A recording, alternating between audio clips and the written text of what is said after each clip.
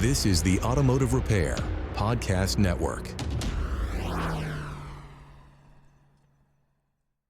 Hey everybody, Carm Capriato at ASTA 2025. Wow. Big, beautiful convention center this year, at the Raleigh Convention Center, and we're at the Marriott next door. Lots going on here. Thanks to Ryan Regan and all the work that all the people from ASTA, the Automotive Service and Tire Association out here in the Southeast. I am excited to have Matt and Tanner here, and we're going to talk about some really interesting things. But first, we have just a word, and please support our great sponsors. Hey, did you know that NAPA Tracks has on-site training plus 6-day-a-week support? Well, it all starts when a local representative meets with you to learn about your business and how you run it. After all, it's your shop, so it's your choice. Let us prove to you that Tracks is the single best shop management system in the business. Find NAPA Tracks on the web at napatracks.com. Ready to optimize with today's class? Boy, listen to an episode we did with David Boyes. Great program. Roll out a training plan for your automotive shop. In just 5 minutes daily, boost knowledge, retention, and improve team performance. Start seeing results today. Join your peers at todaysclass.com. Shop owners, stop juggling multiple marketing tools. KUKUI's integrated platform, they deliver 4 times better website conversions, automated follow-up, and real-time ROI tracking. Get industry-leading customer support with KUKUI. That's KUKUI.com. You're probably tired of chasing new customers who never return. We understand. Pit Crew Loyalty ends the one-and-done cycle, turning first visits into lasting, reliable revenue. On the web at pitcrewloyalty.com. Hey guys, welcome. Glad to have you here. We're in the center of the conference hall. If you hear some noise, everyone's setting up, they're testing stuff, and there's a lot going on with all the podcast booths that are here at the show. Guys, we have had so much off kind of camera personal dialogue about training or education in our industry. And before we even turn the mics on, there were some revelating points about, we were talking about the technology specialists, the mechanical specialists, of which a lot of people call technicians, retiring out, aging out. And then the thing that hit us was, so are the educators, so are the trainers. And I know, Tanner, you do some training, you have a mobile business. It's hit you especially hard because one of the things that we'd love to talk about on this show, and please hang around and listen to the concepts that are coming out here, is if we're struggling to find all of our new young people to service the vehicles that are in our shops, where are we going to find the young trainers that are going to come in and replace a lot of the retirement people? So we're having less choice. Robots. Okay. AI, man? Next. Well, that's different, but yeah, they'll have AI involved. Yeah. All right. So that was a good episode. All right. Thank Thanks, you. Tanner. Thank you all for coming. Appreciate that. So the AI thing is interesting to think about because I do feel like there are some training companies, I'm sure in automotive, using AI, but also we look at outside of the automotive training companies, what AI is doing and people putting PowerPoints together with AI. And I think in automotive, one of the things that's so different there is it's significantly harder and more time consuming to put together a class. Most classes take 3 months to 6 months to write. If it's a 4-hour class, a lot of those classes will take 3 months. If it's a 8-hour class, some people are spending 6 months on that. The time it takes for automotive versus other industries, case study documentation, looking back through service information after you've documented the case study and making sure that you actually do understand the system and are explaining it correctly. There's just so much that goes into it, which I think is part of the reason why we're starting to see an exodus in training. And I would say at these events in particular, for the past 2 to 3 years, we've seen less and less trainers or educators here. We've had some phenomenal trainers that have retired or slowed down, and I just see that going forward. I know Matt had already spoke about John a little bit, saying that he was going to retire. Matt, why don't you talk about that a little bit? Yeah, I mean, go down the list, because we were coming up with a list before we even turned the mics on, and it's a scary long list. Yeah, I mean, when it comes to aging out, the only thing you can say is the second law of thermodynamics is a son of a gun. That's entropy for all of you And then the other thought I had, Tanner's talking about putting together an 8-hour class. I feel remiss if I don't mention that Scott Manna can put together an 8-hour class in an hour. So I think we have to acknowledge that. I've talked about it a few times. I don't know, and it's specific to John, but it's all the names we could drop. The amount of personal time they gave up to do what they did for us, and the amount of credit their families deserve for allowing the gift of their time for us. I don't know if we could ever pay it back. And so in John's case, he's missed out on many events. Like he has a son who is extremely good baseball player, college level baseball player. He missed out on a lot of those games because he's developing content. He's traveling to present that content, and it was a passion of his, and I would never ever speak for him that it wasn't worth it or it was worth it. But the fact of the matter is he missed out on that to spend time with us. And that's so many trainers and educators. It's not just the time in front of the classroom, because that's what we see. So that's what we equate value to. We don't see the time spent in the basement, in the bunker, putting together all the case studies, putting together all the information, reading all the resources, the money spent on SAE documents to come up with the foundation to build up this idea to present to these group of professionals. We don't get to see that. So how do you value that? I'm not sure our industry appreciates that, understands that.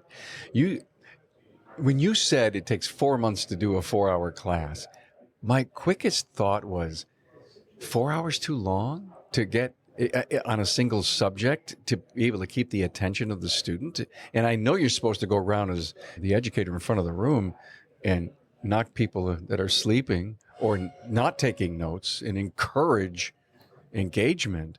But is 4 hours just too, I mean, are certain subjects worthy of that? Even 8 hours? I would say a lot of subjects are worthy of 4 hours. I have always struggled with the 8-hour classes.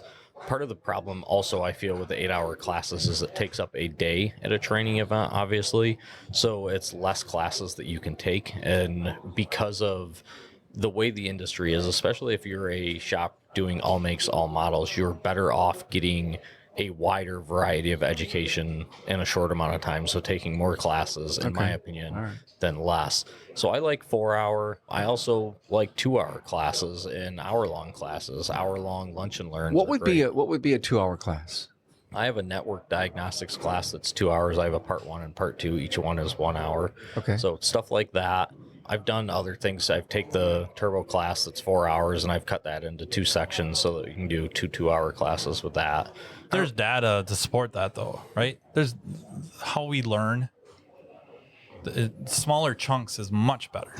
And we could probably get Paul Pate in here to speak very specifically about the learning path, or George Menchu could talk about the learning path. And now we're going to supercharge that with today's entertainment, right? Cell phones. We've been training people to have short attention spans. Oh, I think 10 seconds maybe. Yeah. So now you're trying to hold them for 4 hours or 8 hours. If it's just sit there and it's got the sage on the stage, they're shut down minutes and coming in and out of consciousness the entire time. They're taking up a space.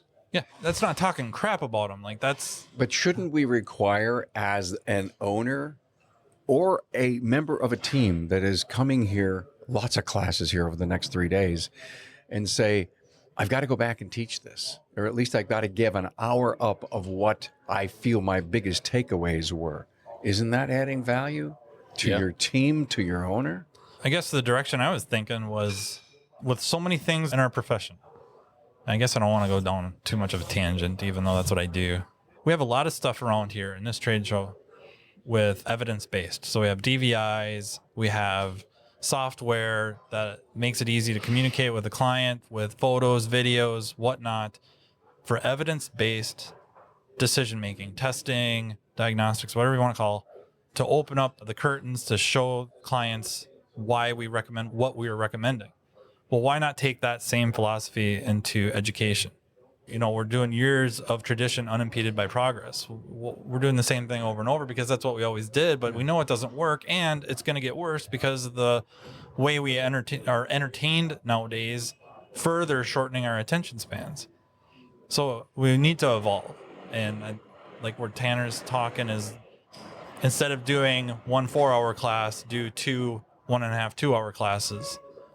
And you'll probably get better engagement. People will leave with more information, better retention. And I always say, I'm going to use your motto, learn just one thing.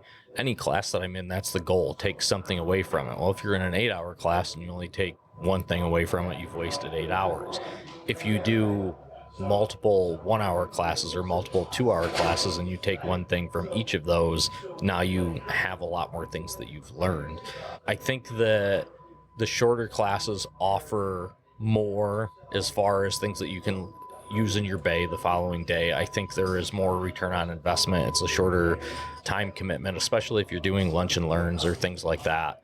At an event like this, it's also just an opportunity to get more classes in a short amount of time. And I think because of the instructor exodus that we're seeing, the shorter time commitments also make it easier to get more instructors. And we know that so many instructors are leaving. Matt just brought up George Menchu, and George is still around, George and Carlos that own AES Wave. But a few years back, George let all of us know that he was pretty much going to stop presenting and spend more time with his family, so he has stopped. We have George, JT, John Thornton, Scott Manna, Jim Morton just announced that he's going to be retiring after this year. We're just seeing more and more. And then we're also seeing people that are moving from a trainer educator role into something else. We were trying to get our good friend Justin Morgan to jump in on this one earlier, and Justin is now working for Pico, and a lot of the BMW guys know that Justin did a ton of training prior, and now that's kind of... We have an airport here. Yeah, I see that. Big pallet going by with lots of stuff. It sounded like a plane coming in. It is. I thought it was a A13. Yeah, we should have had a big on-air sign out. Yeah. But Justin moving to a job at Pico, now he's doing a lot less training. So he's obviously still doing some stuff, but we're just seeing a lot less of full-time instructors, I guess I would say. We still have NAPA who is doing training, and we still have CarQuest, and we still have WorldPack, but there's other companies. Garage Gurus has winded down from what I was just recently told. We saw that ATG just recently got sold. That was put on Facebook a couple weeks ago. Hopefully that will continue with their training, but now there's another company involved in it. So we don't know, what the outlook is. So having hour-long sessions is going to make it easier to get trainers in the door to do curriculum development if it's less of a time commitment for them. Matt, where are we going to get our young trainers? Overseas. I don't know. It's a Matt answer, and now he'll explain what he really meant. They're going to come, right?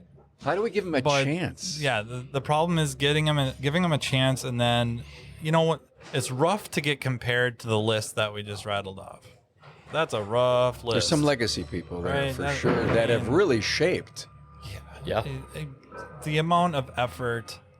And then you have John and Scott live in proximity of each other. So by happenstance, they meet each other and they become friends, and now they're better for it. Not just personally, but professionally, the whole bit.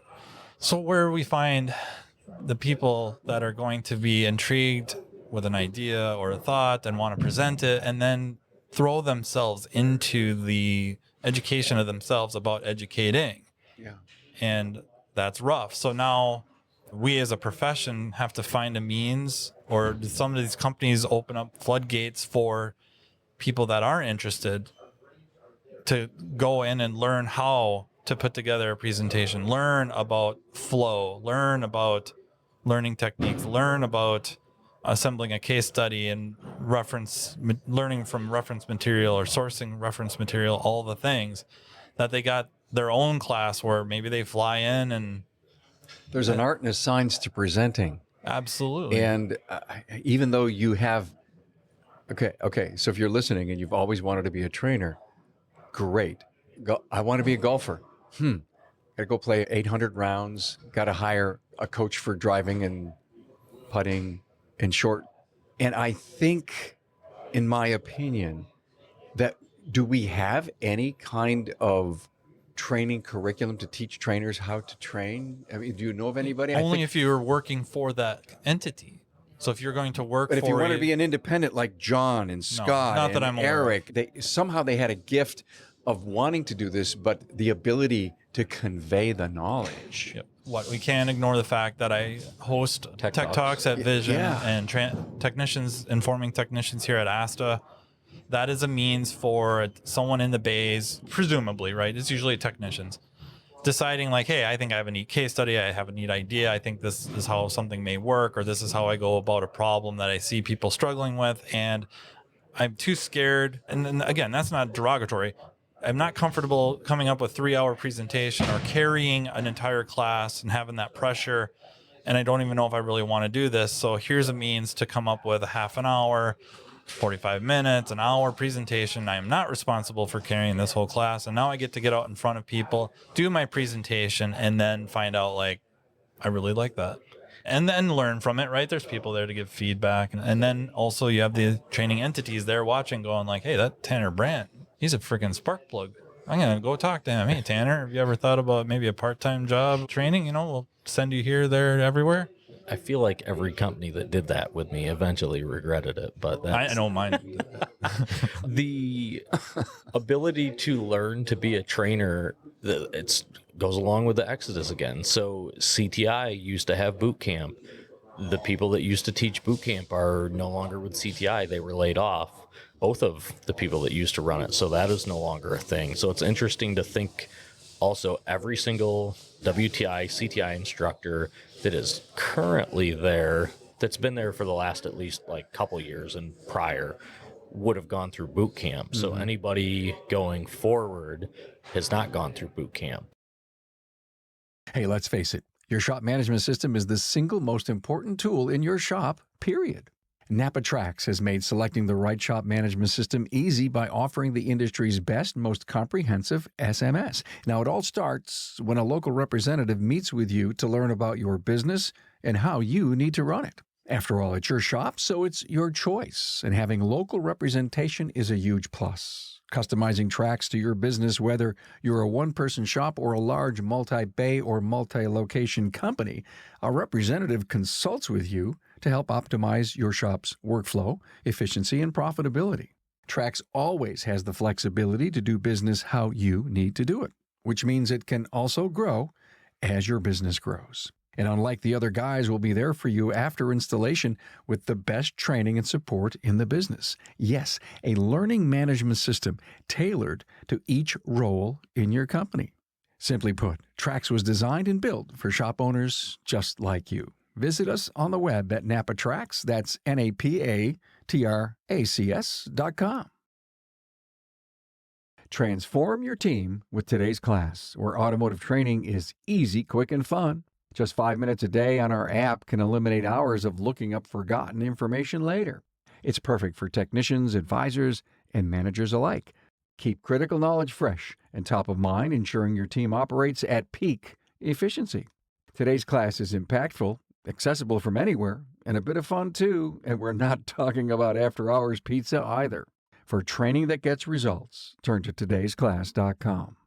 Shop owners, we know you are overwhelmed with a flood of missed calls, empty bays, and disconnected marketing tools. KUKUI has spent over a decade building one integrated platform for auto repair shops, one login, one dashboard, and mobile-first websites that convert 4 times industry average. Smart, innovative CRM with automated follow-up, 24/7 online booking, and real-time ROI tracking. With 900 plus years of combined team experience, we fuel the growth of 2,200 plus shops and have influenced $3 billion in revenue. Stop working harder. Start working smarter. Get industry-leading customer support and book a demo with KUKUI. That's KUKUI.com. You know, most shop owners feel trapped spending on ads while half their first-time customers never come back. It's frustrating. It's exhausting. And it's not your fault. The industry average is 54% one and dones. We understand how discouraging that can be. Well, Pit Crew Loyalty changes the story. Our clients cut that rate by up to 38%, raising lifetime value by more than 50%.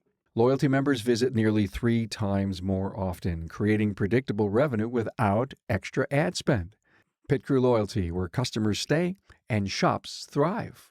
On the web at pitcrewloyalty.com. Okay, so they have boot camp, but for so many of the other young people that want to come up that can't connect themselves with a much larger company and get a mentor, where's the industry's boot camp, man? And just because you're doing Tech Talks, and I think it's fabulous. Yeah, it's not Take the same. someone, bring them up, give them an hour, and let them get a feel. And like, hey, that was great. But the commitment to the months of writing a 4-hour class and everything that you're doing, you're almost driving down all the work that you're doing in tandem. How does it help me bring content to the industry? So all the work that you're doing that you're trying to get done in an hour or 2 hours is going to be maybe 4 to 5 hours to pull it back and do something with it. It's a huge commitment. Yeah, it's a 20-hour class that Tanner's presenting next year at Vision. So you're all welcome. It's open season. And why not? Why not? Seriously, why not get, what about John and Scott, Eric and Jim? Again, my point was throw some names up. Why don't we get them to create a boot camp for trainers? Yeah. And they're going like, that sounds like work. No, I'm just kidding. Well, John had shared with several of us. We asked him about what he did to prepare, and he had told us that he used to videotape himself and watch his presentations in his basement. I think was where he had told us he did it. And that was how he had learned. So some of us adopted that from John. There was things, obviously, I learned what I was saying from boot camp at CTI, but again, that's no longer a thing. So anybody going forward, the only real, I guess, training that they could get to become a trainer is via online courses, or I'm sure there's companies out there that do it, but not in automotive. Let's just assume that the case study that they're passionate about is just dynamic. It's good. The world should hear about it, but they suck as a presenter. Now, that happens. I know it does. I hear Example about A. it. Yeah. And if there was this training boot camp, again, let's go back to, oh my God, who was I chatting with last night? Oh, Tracy? Brandon and Bob that were on your show that we recorded here. He's chatting with them during the recording. My thought, where was I going with this? Oh, the certifications of everyone, the ASE and the doctoring thing and having licensing. Where is an association executive looking at a group of trainers, even someone new coming in, saying, wow, they're certified with the guru or the Manna Thornton certification bootcamp training? Well, that could help ourselves get that energy of the young people going and starting from scratch. Am I crazy to be thinking this weird? No, but one of the things we had talked about before the podcast too was the pay and understanding, what a trainer has to get paid. Well, now we're looking at asking people to teach other trainers.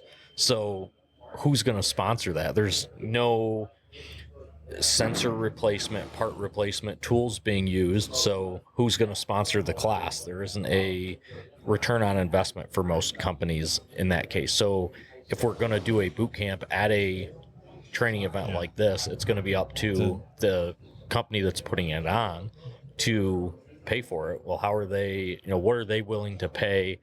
And is it enough to get somebody when we know that all of a sudden pay is a problem? It's like the American Automotive Training Expo Providers Co-op Group.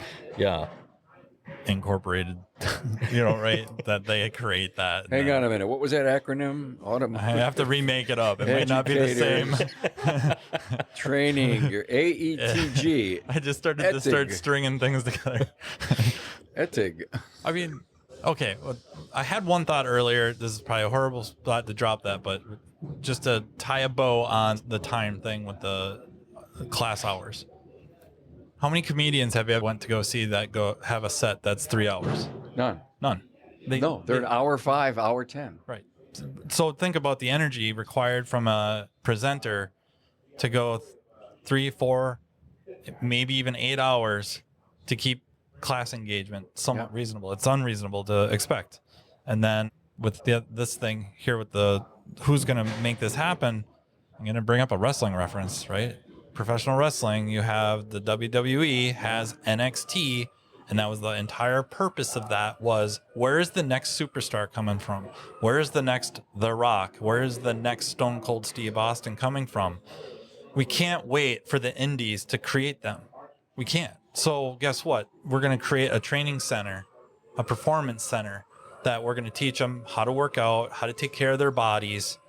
Oh, and by the way, how to perform, how to cut a promo, all the things. Right. Well, okay, fine. That's all under the umbrella of the WWE. How do we do that with so many independent circuit things where you have ASTA, you have Vision, you have Apex, whatever the vendors are or providers are, or the locations are? How can they come together even on that one thing? How do we create a means of creating or creating the best environment to produce the next John Thornton, Scott Manna, whoever else you want to throw in that conversation? It's a great concept. I think I have an idea. As I'm thinking through this of who pays for it and how does it get paid for. Tanner Brandt is sponsoring. That was so nice, man. Wow. I had no idea you had that kind of money. Dude, you have no idea. He lives on a mountain, but the mountain he is owns of the mountain. cash. Oh. It's like Scrooge McDuck. I thought he owned the mountain. Only instead of a silo, it's a mountain. I wish I had that kind of money. If I had that kind of money, I probably would. There are people in this industry that do have that kind of money, but one of the And they're not here.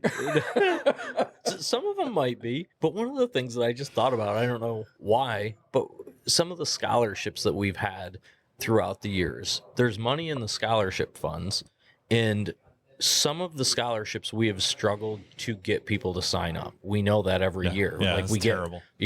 Some of the scholarships have even gone away because we haven't had people apply for them. So it makes me think to take some of the scholarship funds and say, hey, we're going to do a class each year with one of these funds or multiple funds and pay John and Scott and George, whoever wants to be involved, to do training. I mean, that's a better use of those funds at this point, especially the ones that have gone away because nobody applied for them. So that's a thought of where money could come from to do it. A trainer's scholarship with the money that goes to the legacy trainers to bring them in. Yeah. You want to be trained by this core group of legacy trainers to be a great trainer, then pay your way here, but we're going to pay to train you. I just thought of the name. I did. Okay. Don't look at me like that. No, the name of this. Quick. Jetsam. Jetsam? Jetsam. JTSM. Jetsam. What's it stand for? John Thornton, Scott Manna. There you go. Oh, yeah. You guys are all, what's Matt going to say? Oh, this is going to be dumb. JTSM. Boom. Done. All right. John, Scott, I know you just were told to listen to this. We just recruited you. You're now hired at your... They're recruiting. I'm begging. You know what? We're going to put you in charge of that. We're going to put you in charge of the begging part. Oh, okay. I got that. I can grovel like nobody's I know you business. can. Yes. And I would say, too, I mean, there's two scholarships in particular that I can think of. One that you were heavily involved with and one that I was heavily involved with. And I would say that both of those people whose the scholarships, the people who had passed that the scholarships are for, would approve of that use, I would say. I would agree. So I think it's a brilliant move. We want to train our young people, that we want them to apply, but where are the young people that are going to go through your courses on, Tech Talks?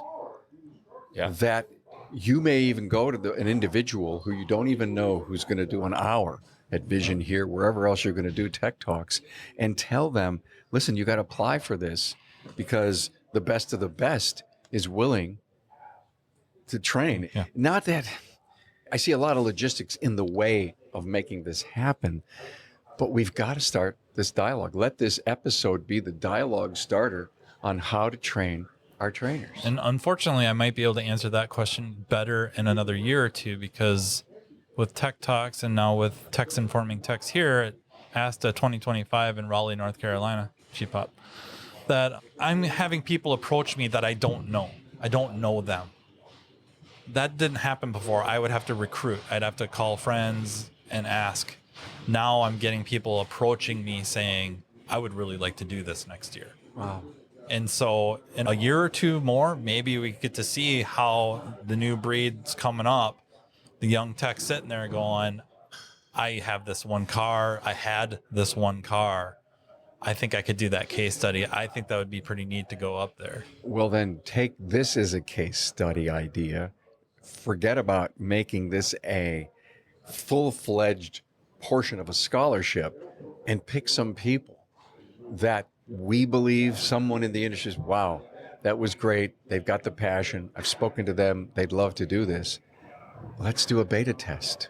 Yeah. Before you make the big splash with it, find a couple of potential passionate educators. Let's teach them how to educate. And ask John and Scott and Eric and whoever else we could get. I mean, they could each watch John's videos, watch Scott's videos, watch Eric's. Your commitment to observe and watch and find your own style, but gain the confidence in presenting and realize that you're so in charge of that student being engaged and the transference of this education. One of the last thing I want to quick point out is if we can get more people involved in the Tech Talks thing, we also need to make it a point to get training companies to attend to watch them, because we have had some very, very good Tech Talks presenters through the years that never came, like nothing ever happened after that. They did a presentation, it was phenomenal. Nobody picked them up as a trainer. I'm going to throw out a couple names. Mark Warren was always really good at watching and seeing who was doing what and what trainers were coming up. Jeff Masterman, who is also no longer training and is retired, he was with Standard Motor Products. Jeff was really good about watching and seeing who was doing what in the industry. There's been companies in the past. Chris Chesney was also really good about that as well. Yeah. Chris was phenomenal at that. He was kind of the first one to grab Bryn and our whole group. But there was a lot of presenters at Tech Talks that no other companies paid attention to that should be teaching. But you're so right about that. Think about it. Those are great names. I think of Ryan Koyman too. I mean, all of these guys that are directors or VPs of training in these big companies that, to your point, were on the outlook for our young people. Maybe this whole resurgence needs to maybe we need to get them all on a call and say, where are we going to replace all of these people? We're recruiting our butts off to get young people into our industry. And we've got these great venues around the country to teach and train them. And are we going to have enough trainers? Right. I think there's at least a dozen that have retired or announced they were going to retire this year and will retire in the coming months or coming next year. So I think there's going to be a ton. The word trainer, I don't like. People know that I have this major passion and ministry for this language shift in the industry, and I want to call our people educators, and what we do with them is to be educated, continuing education, which is what this conference is all about. It's an education conference, not a training conference. It's an education conference. And where can we get, say, what about an audition? Just think about this for a moment. Vision, ASTA, Tools, as an association group, this education consortium, the JTSM group, goes in front of them and says, we need one audition slot for every conference. We're developing some people that are going to come inside the industry. Can you give us one? Unproven, but trust us, this individual is on their way, but we need to have a live thing. And then we're going to be there and we're going to watch and, we're going to videotape it. Even if it's done locally, maybe it doesn't have to be done nationally. But I mean, I'm just throwing concepts and floating ideas of how this thing would work. I think it's the right thing to do. That was an idea for Tech Talks, was to try to recruit some veteran presenters or educators to sit in a row, or didn't matter where they sat, but to kind of grade the presenter. Okay. Not so much like you got an F, like what they would give me. But why? Kind of like did my you get an scratch F? off is I'm not a winner. But it would be constructive criticism. Like you dropped about 45 ums, or maybe not so critical, but you have a habit of ums. You fidget with your hands. You don't ever look out at the attendees. You're always fixated on the screen. You're reading the slides. Clearly you're nervous. There's nothing wrong with that. Everybody starts out that way, but these are the mannerisms to keep an eye on and work on. And maybe after class, pull them aside and say, hey, I got a technique. Take this rubber band, put it on your wrist. Every time you say it, give yourself a little bit of a snap. Yeah. And just try to get away from the ums and the ahs, or join the Toastmasters. Yeah, honest to God, we've got Toastmasters, Remarkable Results Toastmasters. It's a great group. It's been going on, I think we're starting our 3rd year. It has really impacted so many people that are on it. And of course, I'm on it. Tracy's on it. Tracy was our president last year. And when you stop to think about, here I talk for a living, actually the last 10 years, and I learned so much in Toastmasters that I was shocked. And every time there's friends that are Toastmasters in a room when I give a speech, they just put me in a straitjacket and says, oh, we're going to count your ums and ahs. We're going to count your presentation skills. We're going to count your body movement. We're going to look at your eye contact. And these are all, so to your point, getting into a local Toastmasters or even our virtual one that meets twice a month would be so important. Yep. Yeah, I would agree completely. Yep. I mean, as part of the presentation and keeping people engaged, the certain mannerisms lend themselves well. It might be looking at people, making eye contact all about the room, not doing the certain fidgety things that, I don't know if it's even like a distraction. It's just kind of that the whole presentation itself of you as a presenter, as you as an educator. And then, some people can keep people engaged because they're just naturally hilarious. Bryn Klein, I could probably watch him do 16 hours straight because I just find he's got a direct line to my funny bone. And he's not trying to be funny. He's not putting on a comedy show. His presentation technique makes, it's not levity, it's almost calming to the point where you feel good when you're around Brent. Yeah, and Bruce Amaker, if you kind of check out, you're worried that he's going to do something to you, and so fear keeps you engaged. Fear is not a bad thing, especially anyone. Let's talk about getting up on stage and making a presentation. Don't tell me that you're overconfident every time, Tanner. No, of course not. And making sure that you know your material helps your confidence. However, anybody who teaches in front of 10 people over and over and over may become confident doing 10 people.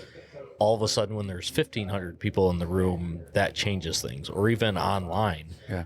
I had less issues teaching webinars online and being nervous until COVID happened. And one of the webinars I taught was, I think, somewhere around 1,500 people or 1,600 people. And at that point, you're going, if I screw up, there's a lot of people that are going to hear me screw up on the other end. And also during COVID, it was people from all over the globe. So you knew that you were going to screw up on a global platform at that point. So learning to work through those things, learning how to prepare yourself so that you do have confidence, but also never being overconfident and knowing that there's techniques that can help you.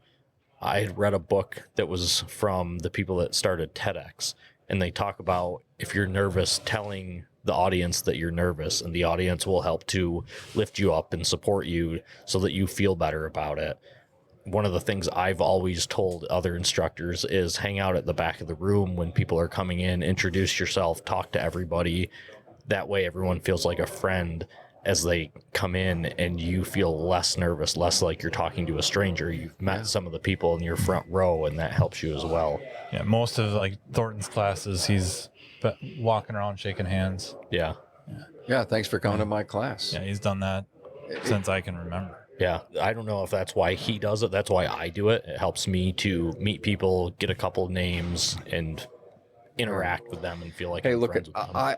This was a episode, I had no idea where it was going to go, but I think it went to some really great places. Lots of concepts thrown in here.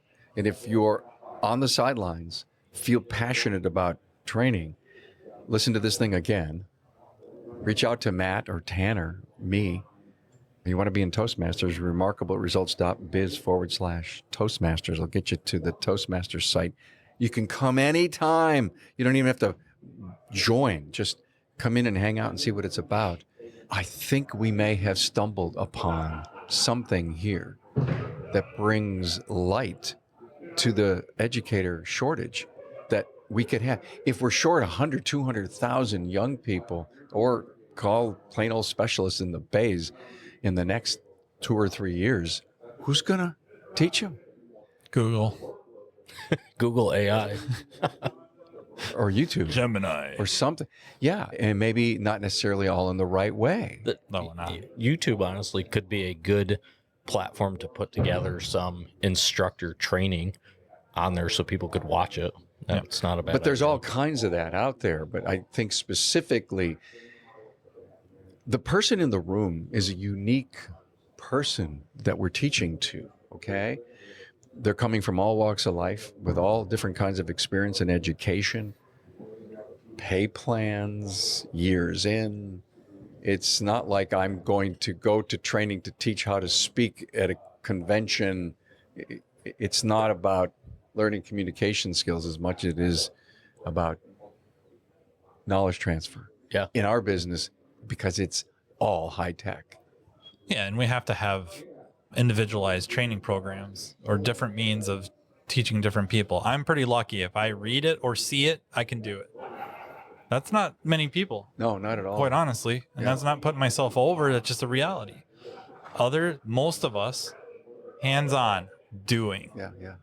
Well, you're not doing that virtually. Or I guess you can. It's a lot of hurdles and then a lot of hurdles. So hardly worth mentioning. You were born with a magic brain. Yeah, that's what my mom said. She said Not exactly When she those asked words. you to shovel the driveway. Our mile-long driveway, I had to shovel that. Hang on. That plane's going to get off one of these times. It's What a going to long- get up in the air. Or it's just going to crash into it. It's a long runway. Tanner, final word. I hope that this dialogue has given some of you some ideas to potentially help us move forward with it. And maybe some of the companies putting on the conferences will consider what I brought up about scholarships and consider helping move this idea forward.